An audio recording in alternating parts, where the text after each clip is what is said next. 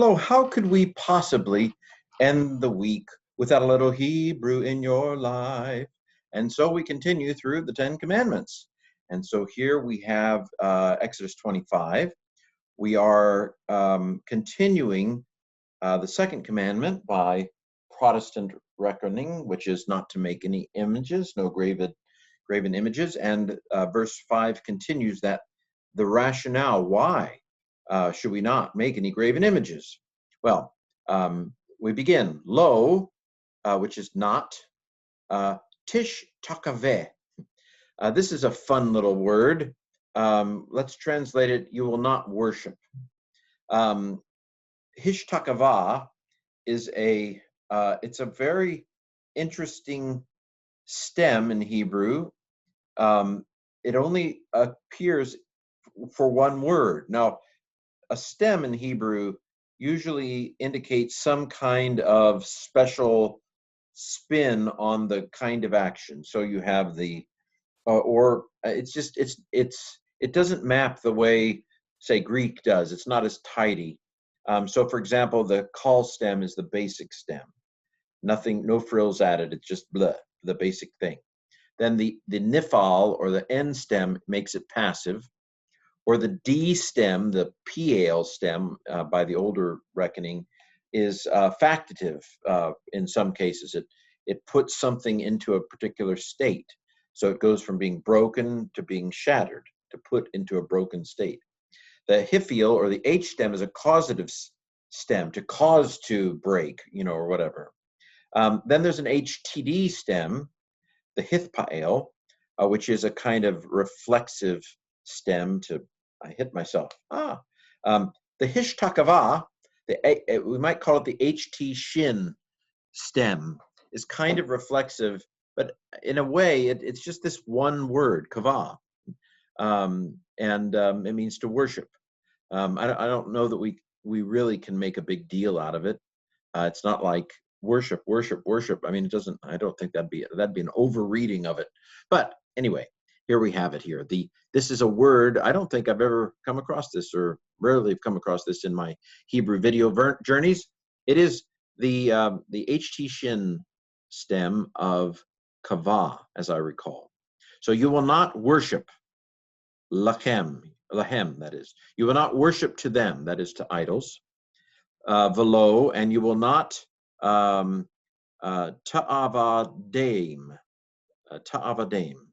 You will not serve, avad, you will not serve.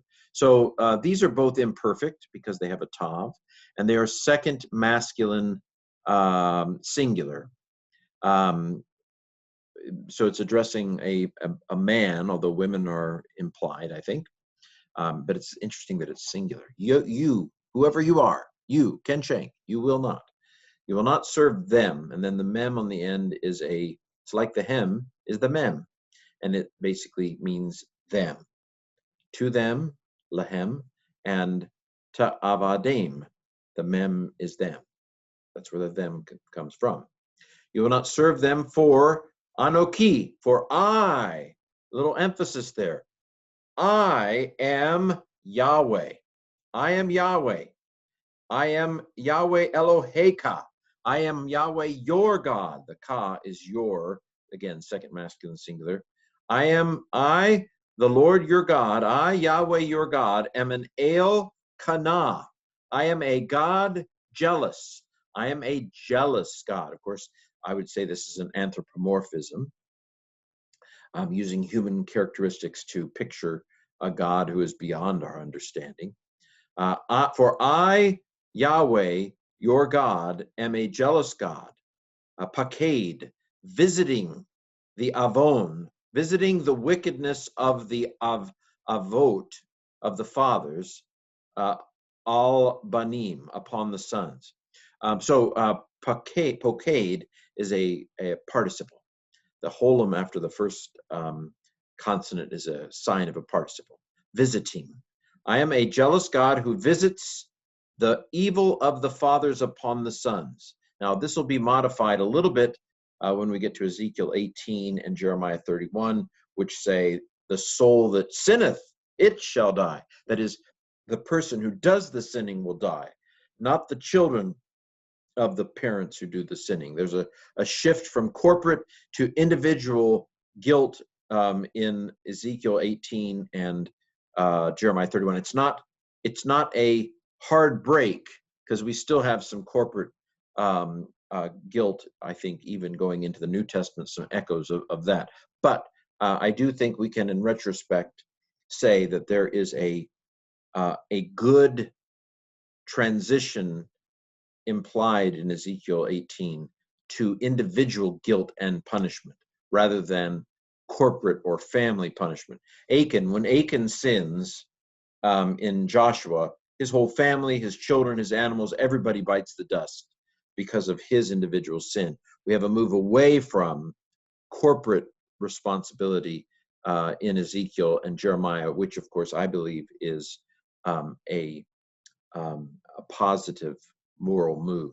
Anyway, upon the sons, banim, the sons of the evil of the fathers upon the sons, al shilashim, sounds like something you might eat. I'm going to have some shilashim for supper, but it's actually the number 3. So go have 3 hot dogs for supper. I think that's what this verse is telling us today. So upon the 3, v'al raveim, and upon the 4. The word generations is usually inferred here. So that God punishes the sins of the fathers upon the sons to the 3rd and 4th generation of, not everybody, but la so nev I, la so na I. So this is a car crash. A bunch of letters crashed together. So the la is the 2. The sona so aleph doesn't really have a sound.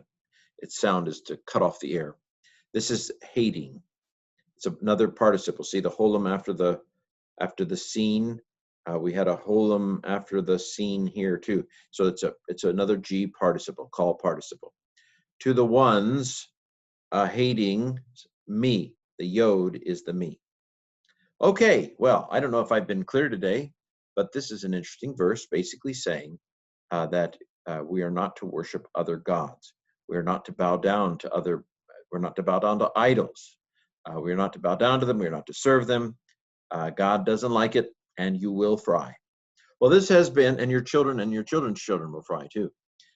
This has been Exodus 2:5, 25 in Hebrew.